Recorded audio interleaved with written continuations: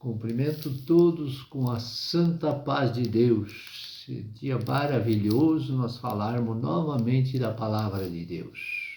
Agora estamos no primeiro vídeo no livro de Marcos. Faço tudo, é um esforço, cada momento, de me preparar para colocar no ar, em nome do Senhor Jesus. Esse nome é louvado, é exaltado, é Ele que pertence toda a honra e toda a glória. Amém? Então vamos em frente aqui. Marcos capítulo 1, e o versículo 1 a 5. O ministério de João Batista. No princípio do Evangelho de Jesus Cristo, o Filho de Deus. Em outras palavras, o princípio das boas novas a respeito de Jesus, o Messias, o Filho de Deus. O Espírito Santo começa este livro testemunhando da realeza da divindade de Cristo, antes de mostrar a sua perfeição como um servo. O princípio real deste evangelho é o ministério de João Batista. Como está escrito nos profetas, revela o Antigo Testamento como a palavra de Deus. Eis que eu envio o meu anjo, que é João Batista, antes da tua face, que é Cristo, o qual preparará o teu caminho diante de ti. Preparará para a apresentação do Messias. Capítulo de Malaquias 3 e o versículo 1. A voz do que clama no deserto. A pregação de João Batista era cheia de emoção e sentimento no deserto, típico da condição espiritual de Israel, tipifico da condição espiritual de Israel. Preparai o caminho do Senhor, como uma ordem militar, endireitai suas veredas, compreendam corretamente a palavra e obedeçam a ela. Batizava João no deserto. O batismo na água é aquela maneira, era único, e pregava o batismo do arrependimento. Então era o único, que era na época de João. Arrependimento por parte da pessoa, para a remissão dos pecados. Deveria ter sido traduzido, como por causa da remissão dos pecados. As pessoas estavam sendo batizadas porque no coração ela já havia se arrependido. Não há salvação na cerimônia do batismo na água. E iam ter com ele toda a província da Judéia e de Jerusalém. E eram todos batizados por ele no Rio Jordão.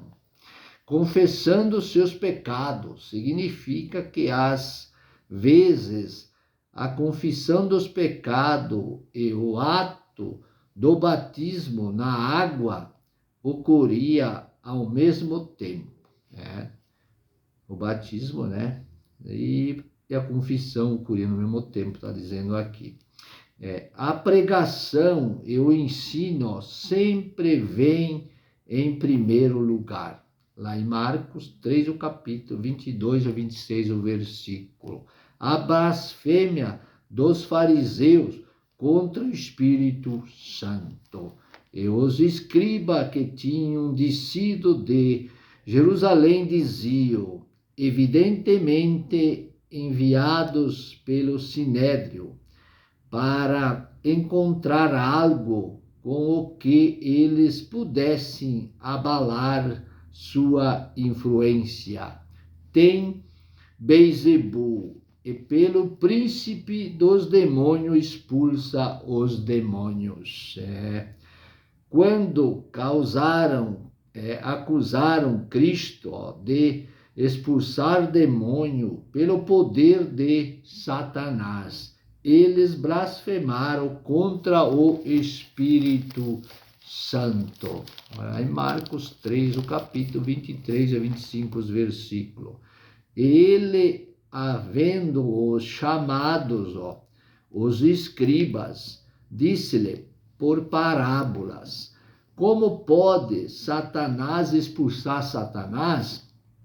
Porque Satanás desfaria o que ele mesmo havia feito? E se um reino se dividir contra si mesmo, tal reino não pode subsistir. E se uma casa se dividir contra si mesma, tal casa não pode subsistir. E se uma casa se dividir contra a si mesma, tal casa não pode subsistir. Brigas internas numa família irão, em última análise, levar à destruição dessa família. As brigas levam à destruição, né? E se Satanás se levantar contra si mesmo e for dividido, não pode subsistir, antes tem fim. Isso destruiria o seu reino de trevas. Aí Marcos 4, capítulo e 14, o versículo. A parábola do semeador. O semeador saiu a semear a boa palavra. A palavra de Deus, essa semente deve ser semeada no mundo interior. Lá em Marcos 16, o capítulo e 15, o versículo. A grande comissão. Ide por todo o mundo, pregai o evangelho a toda a criatura. Estes, os que apenas ouvem, mas não recebem, são os que estão junto ao caminho, nos quais a palavra é semeada, mas tendo eles ouvido, imediatamente vem Satanás e tira a palavra que foi semeada nos seus corações.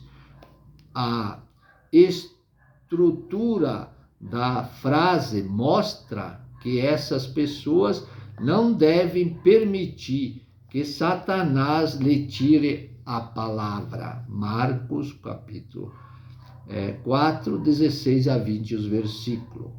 E, do mesmo modo, antes que recebam a semente sobre pedregais, são os que ouviram a palavra, que recebem, sobre esses pedregais, ouviram a palavra, e logo com prazer ele recebe.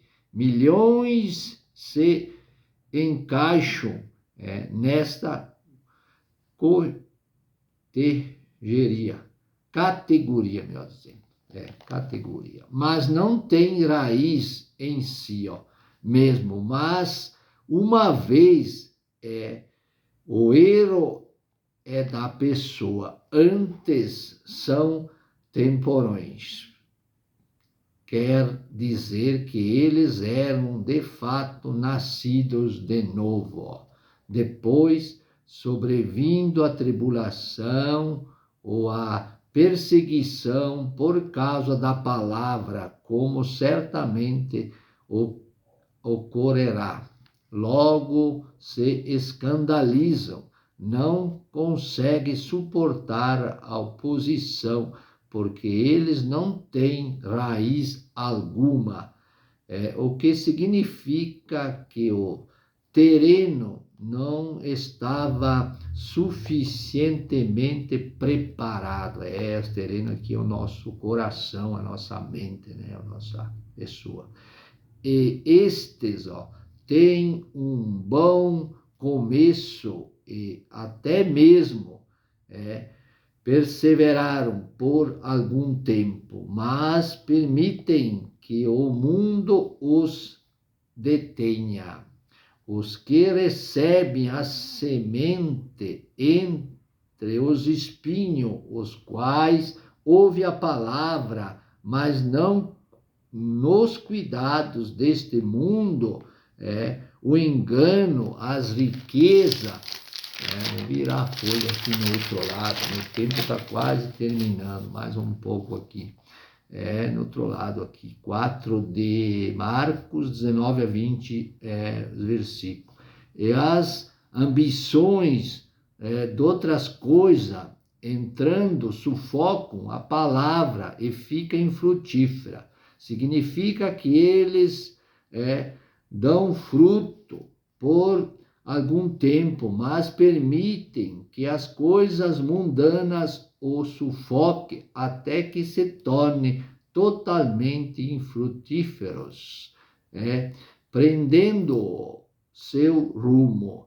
A parábola do semeador refuta completamente a doutrina não bíblica da eterna segurança incondicional, como deveria estar óbvio aqui. E aqueles que ouvem, recebem, dão fruto, e continuam a dar fruto para sempre. Eles não permitem que nada tire do caminho. E os que recebem a semente em boa terra, a pessoa determina se o solo é bom ou não. São os que ouvem a palavra, recebem, dão fruto. Um dá 30, outro dá 60 e outro dá 100 por um. São multiplicadas as bênçãos dos que andam de acordo com a palavra de Deus. Meu tempo já está esgotando. Eu agradeço a Deus, pois o outro vídeo dá continuidade, vídeo de Marcos, para nós ter mais explicações. Que essas explicações, a palavra, nós podemos ser aquela semente que produz para a vida eterna, que é a salvação que importa para cada um de nós. Que Deus possa abençoar a todos que vão ouvir e assistir, em nome do Senhor Jesus. Amém e amém.